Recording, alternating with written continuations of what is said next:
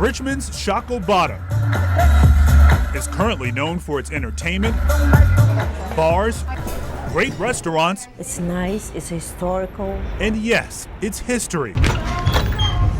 This is nice, this is Italian. That's why Gannett Samir decided to open her wine and art gallery in the Bottom. I hear you want to try something sweet. However, there's one historical aspect about the area Samir was not aware of until she opened her doors in 2010. I don't know, it just blows my mind. Flip the page back to the 1800s when the Bottom was the second largest slave trading hub in the country, with many slave auction houses lining these streets. I look at the window sometimes, I'm like, they used to sell slaves. That place, you know, it's like right that market. Samir says she learned about this significant bit of history by word of mouth. Amazing, right? And oftentimes, she finds herself educating customers who frequent the Bottom. They're like, this area? Really? Because they're really surprised because there is no sign for it at all.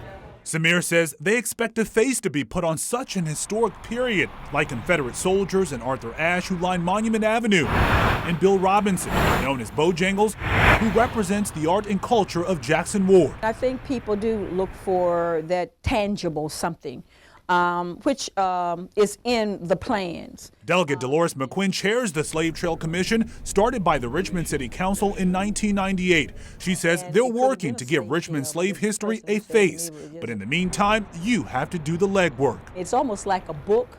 It's there. Either you pick up the book and you read it, or you leave it where it is. Since the commission's inception, they've erected the Reconciliation Statue, developed the Slave Trail, unearthed the Lumpkins Jail, and prevented VCU from paving over a slave burial ground. It makes your heart sing. However, we wanted to know where they are heading. The Slave Trail remains slightly obscure. Some trail markers are in distant, not frequently traveled places. The Lumpkins Jail site sits dormant. The burial ground has yet to become the park planned 2 years ago, and plans for a proposed museum have yet to be seen. Additionally, the city was writing big checks for the commission in the past, like $511,000 in 2007 and $370,000 in 2008. But between 2010 and this fiscal year, funding has not topped $10,000. We've been really focusing how we move this whole vision for this museum forward. That's going to be extremely costly. So in the meantime, they've stopped requesting large amounts of money from the city, which was used for those smaller projects.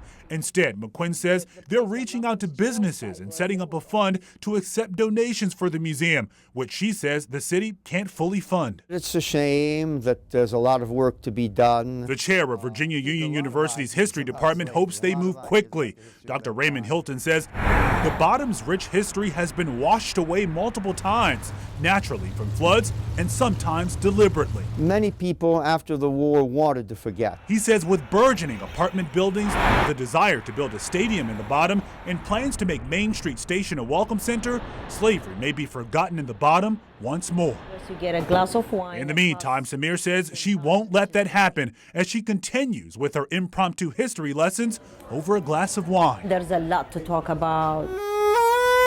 Like this glass of wine, McQuinn says it will get better with time, telling us it will take more than just work from this commission to make sure such a dark period in the city's history gets new light. This will take just the involvement as well as just the investment of everybody to make it happen. Yeah, this is going to be monumental.